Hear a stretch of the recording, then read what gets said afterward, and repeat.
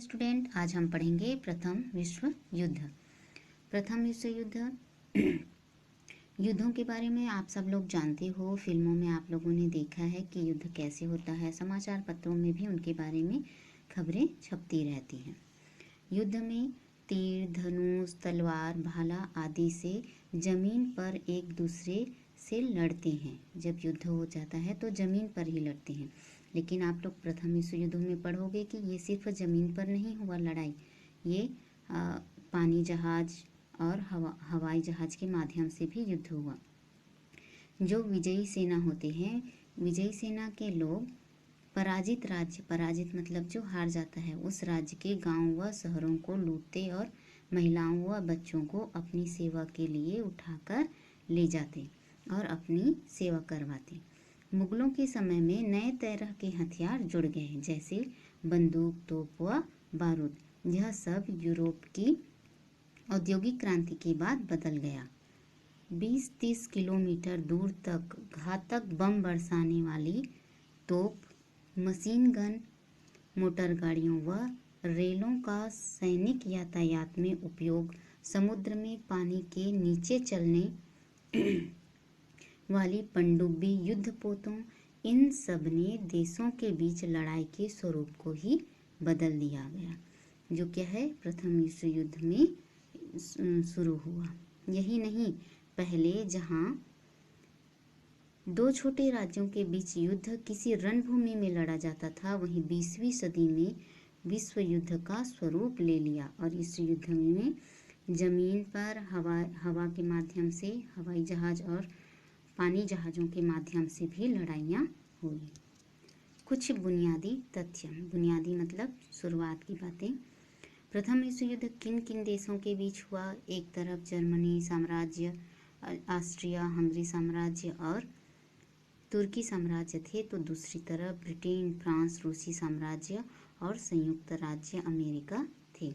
प्रथम विश्व युद्ध अगस्त 1914 से 1918 तक चला। प्रथम विश्व युद्ध में जब लड़ाई हुई तो उसमें मानवीय क्षति मतलब इंसानों की जो मृत्यु हुई उसका आंकड़ा दिया गया है। इस देशों का नाम दिया गया है, जिसमें से इतनी संख्या सैनिकों की संख्या है कि कितनी संख्या में सैनिक शामिल थे, मरने वालों की संख्या, घायलों की संख्या और बंदी बनाए गए। बंदी मतलब जिसको बंधक बनाकर अपने राज्यों में ले जाते हैं और उनसे सेवा लेते हैं। सबसे अधिक 17,37,000 सैनिक मारे गए। कहाँ? जर्मनी में। और कम था अमेरिका में। फिर है, इसे प्रथम विश्व युद्ध क्यों कहते हैं? इस युद्ध में स्विट्जरलैंड जैसे कुछ देशों को छोड़कर यूरोप के सभी देश शामिल थे। कुछ एक देश था जो शामिल नहीं हुआ था। इसे प्रथम विश्व युद्ध क्यों कहते हैं? इसका मेन कारण था कि इस युद्ध में विश्व के सभी देश, लगभग सभी देश इस युद्ध में शामिल हो गए थे। इस युद्ध में सिर्फ सैनिक ही नहीं, पुरुष वर्ग ही नहीं, बल्कि और लोग भी इसमें, सामान्य जनता भी इसमें शामिल था। इसमें पहली बार तोप, मशीन गन, पनडुब्बी आदि का उपयोग किया गया और इसका सबसे बड़ा कारण है कि यह युद्ध पूरे विश्व, इस युद्ध में पूरे विश्व शामिल हो गए थे। अब है प्रथम विश्व युद्ध की शुरुआत कैसे हुई? तो एक बहुत छोटी सी कारण थी जिसके कारण प्रथम विश्व युद्ध शुरू हुआ। एक बहुत छोटी सी घटना से इस युद्ध की शुरुआत हुई। ऑस्ट्रिया हंगरी साम्राज्य की नज़र अपने एक पड़ोसी राज्य देश सर्बिया पर थी। ऑस्ट्रिया की नज़र सर्बिया पर थी, जिसे वह अपने राज्य में मिलाना चाहता था।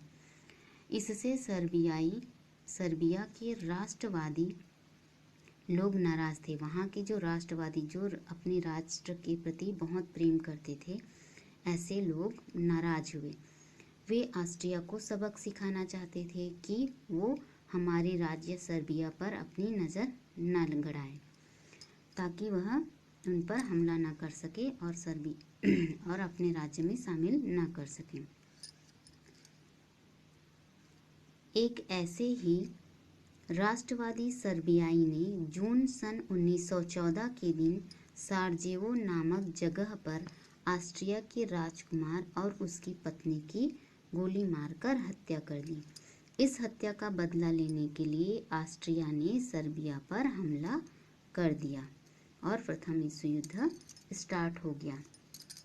इस युद्ध में सर्बिया की मदद के लिए रूस और ऑस्ट्रिया की मदद के लिए जर्मनी युद्ध में उतरे। ये शुरुआत है जिसमें एक देश के सहयोग के लिए दूसरा देश आया।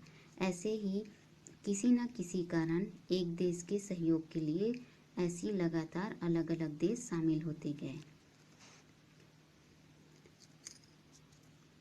इस घटना का कारण खोजते हैं तो कई बातें सामने आती हैं, जैसे एक तो है राजकुमार और उसकी पत्नी की हत्या, ये मेन कारण है, और दूसरा है औद्योगिकरण। सबसे पहले औद्योगिकरण कहाँ हुआ ये आप सब लोग जानते हो, 9वीं में आप लोगों ने पढ़ा है कि औद्योगिकरण सबसे पहले ब्रिटेन में शुरू हुआ था। 19वीं सदी के अंत तक जर्मनी ब्रिटेन की बराबरी करने का प्रयास कर रहा था। ब्रिटेन ने औद्योगिकरण कर अपना पैर जमा लिया था। इसकी देखा देखी बाकी सभी देश उसकी बराबरी करने का प्रयास कर रहे थे। इसी तरह ऑस्ट्रिया, फ्रांस, इटली और रूस भी कोशिश कर रहे थे औद्योगिकरण के लिए। खनिज संपदाओं, व्यापक बाजार, बड़ा बाजार जहां वो क्या है अपनी संपदाओं को उत्पादित कर बेच सके, और उपनिवेशों की जरूरत थी। उपनिवेश किसे कहते हैं आप सब लोग जानते ही हो।